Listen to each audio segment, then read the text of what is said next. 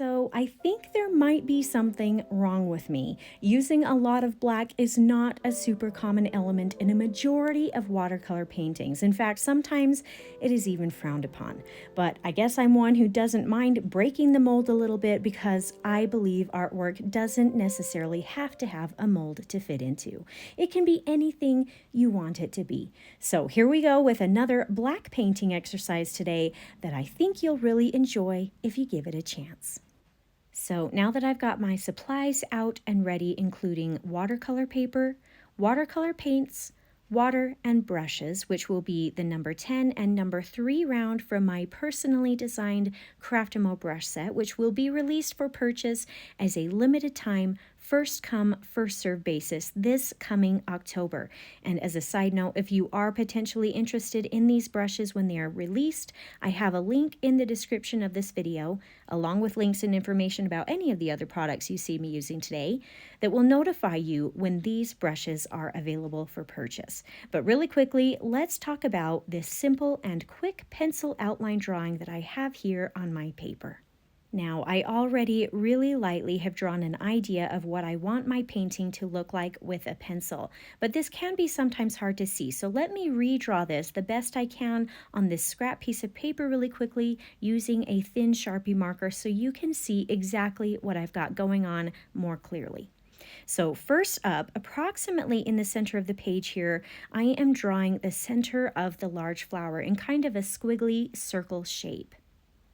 Then around that circle, I'll begin drawing in some nice, large, broad petal shapes. I think I'll end up with about 6 of these, and they're all sort of different as far as size and shape go. I'm really keeping this relaxed and simple. I'm not stressing about them looking exactly the same. This is just going to add some character and interest to this particular piece. But as always, you can do this in whatever way you like. After all, you are the artist here.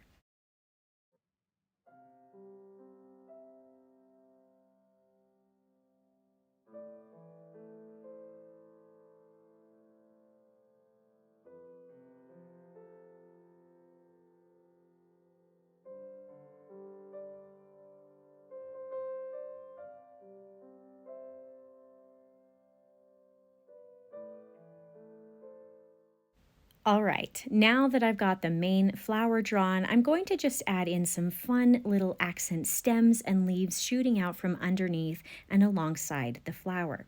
I'm kind of looking for a whimsical sort of look today, so I'm drawing a lot of these lines with some curviness to them. I will have sort of a more straight line right here at the bottom though that can represent the main stem for the flower. Here's a fun loop shape we can add in over here, and then we'll just add in a couple more curvy leaf branches off to this other side.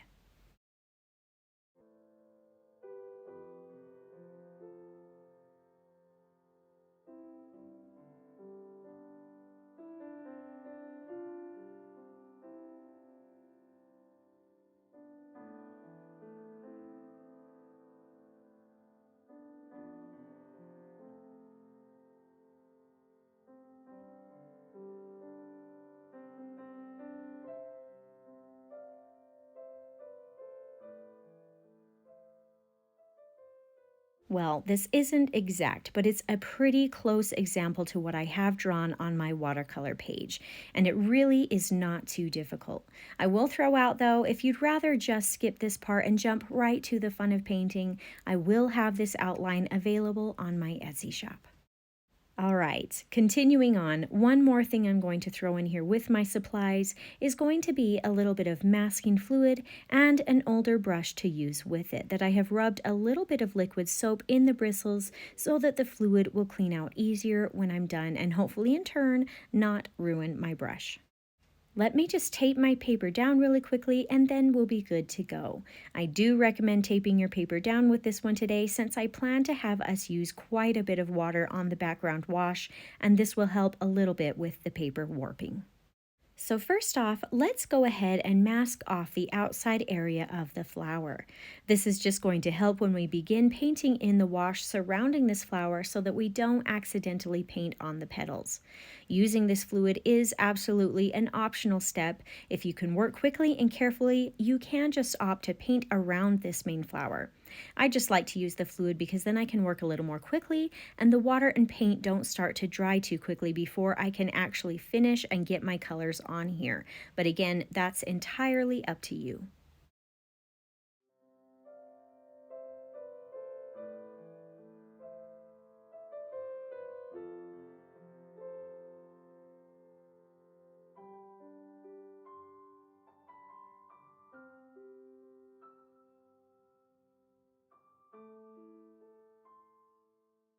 While we let that fluid finish drying on our page, let's go ahead and pull out some of the colors we need for today's piece. Now, first off, I have a little bit of Paynes gray that I'll just grab from this tube since I don't have this color currently in one of my wells on this palette. Then for a bright yellow-orange color, let's pull out some Gamboge, which if you watch my tutorials often, you know this is one of my favorite colors. But then to make this color just a little bit more of a yellow-orange, I'll add just a hint of cadmium red to it.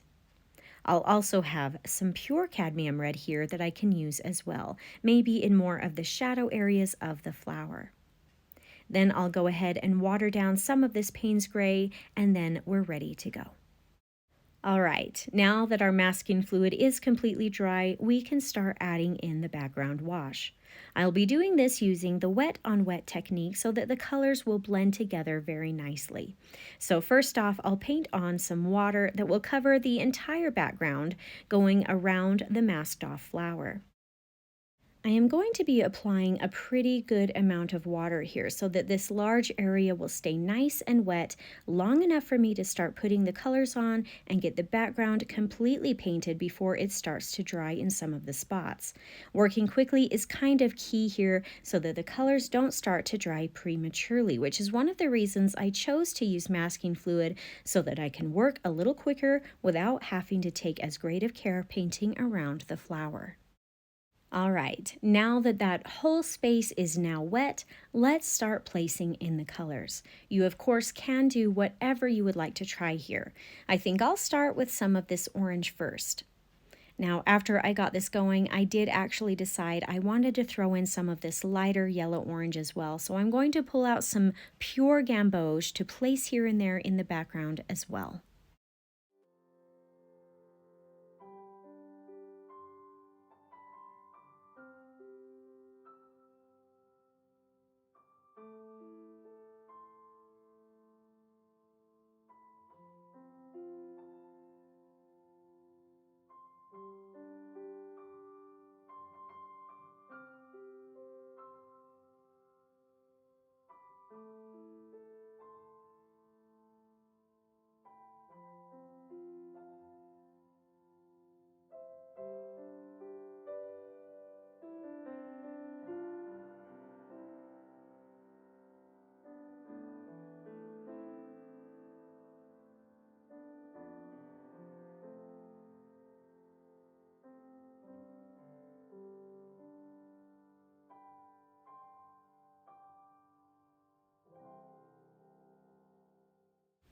Now, I've painted probably the majority of this background with the yellows and oranges, but I have left a few spots now to throw in some of the Paynes gray.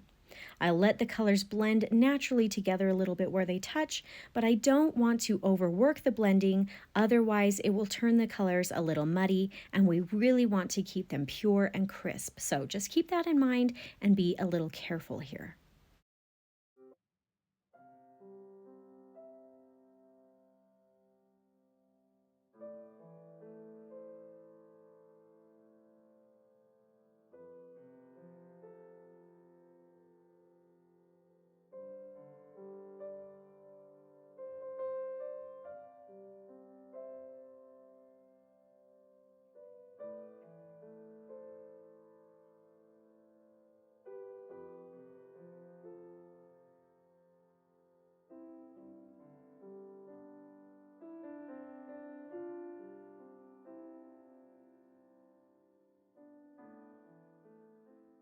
This is a good start with the Paynes gray so far, but I really want to accentuate some even darker areas of Paynes gray right around the flower with some more paint or more concentrated paint to really make it pop off the page.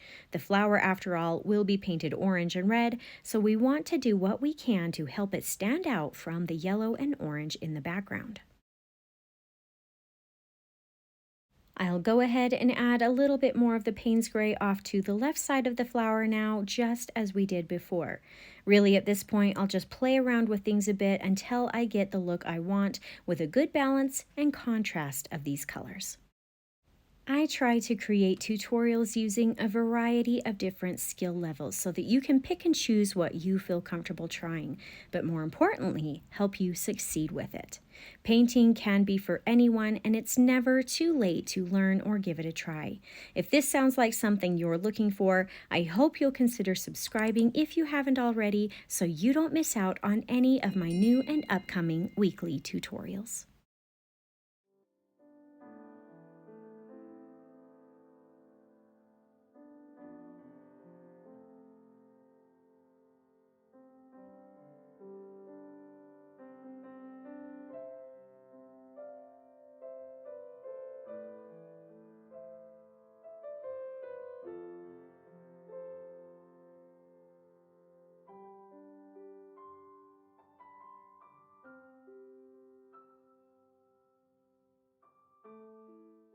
All right, while we let that background finish drying, let's pull out a little bit of this nice dark ivory black color. Then after the background is completely dry, we can start painting in the fun little whimsical leaves and stems using the number 3 round brush. The good thing about this is that we are just using straight black for this part. We're not worrying about shading or anything, making this part really easy to do. In fact, it might be fun to even leave a spot or two of some of these leaves open or empty, adding a little bit of character to them because you can see the background color shining through that specific spot.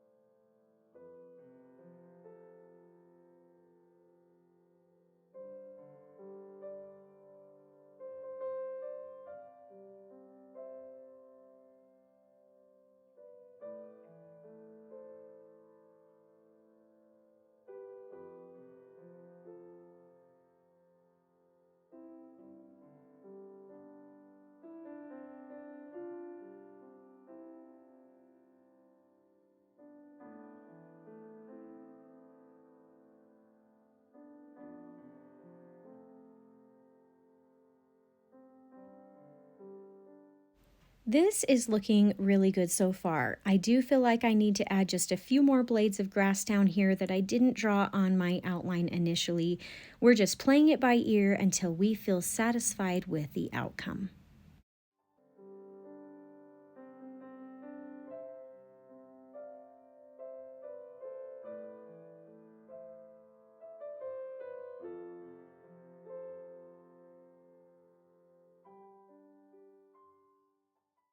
After I've let all this black paint dry, then it's time to take off the masking fluid surrounding the flower. I usually just use an eraser, or you can rub it with your fingers, or sometimes you can even grab a little piece and just pull it right off. If you do choose to use an eraser, just be careful not to erase any lines that you still might need later. Okay, let's get to painting the main feature of this piece now. I'll be painting this using the wet on wet technique again, painting just one petal at a time. So using the number 10 round, once again, I'll paint some water on the petal first. Now you may notice that my water is tainted a little bit orange here, but that's okay because we are just going to be adding more orange paint on here in just a minute. Then after the water is placed, I'll take some of this orange paint and paint in basically some broad stripes of color that fill up the majority of the petal. I am going to leave a few little white spots or lighter colored areas as well though to make it a little more interesting with texture. Then while that paint is still a little wet, I'll add in just some small touches of the cadmium red and blend that into the orange. I'll focus this shadow color probably mostly on the two ends of the petals, and then I'll spread it into the center a little bit. Sometimes it can help with the spreading process to put the color on here on the ends first, then rinse and dry your brush, and then use the damp brush to spread out the color. But really, just do whatever works for you and whatever you feel comfortable doing. I'll go ahead and paint all of the petals in the same way, but I am kind of painting these going to every other petal, which will allow them to dry a little bit before I paint right next to them, which will help the colors so they don't bleed into each other too much. I'll probably try adding some more deeper red to some of these petals as well to change them up a little bit from one another.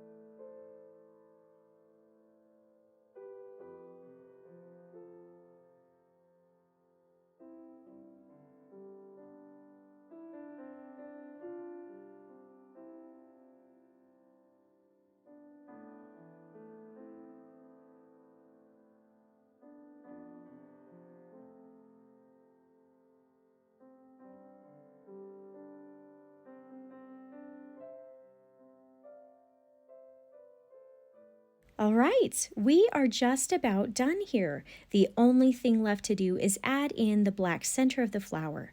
So moving back to the number 3 brush and the dark ivory black paint again, I'll start by painting lines of color moving around the center circle. And make sure that your orange petals are completely dry before doing this. You really don't want this black paint to start bleeding into and tainting the bright red and orange petals. I'll just keep painting these lines around and around the circle, leaving some white spaces in there also until the space is completely full.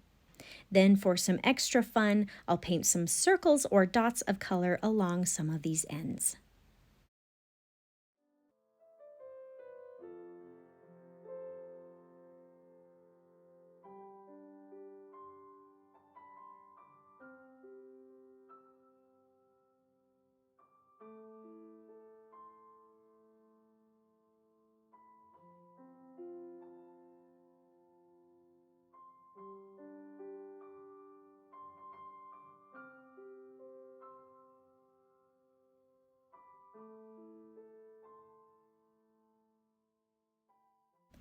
And that's it for today's easy but striking black and orange flower painting. I'm really glad you joined me today. I hope you had some fun and maybe even learned something new. If you did enjoy this tutorial, I hope you'll consider subscribing to my channel so I can continue to help you discover your artistic side.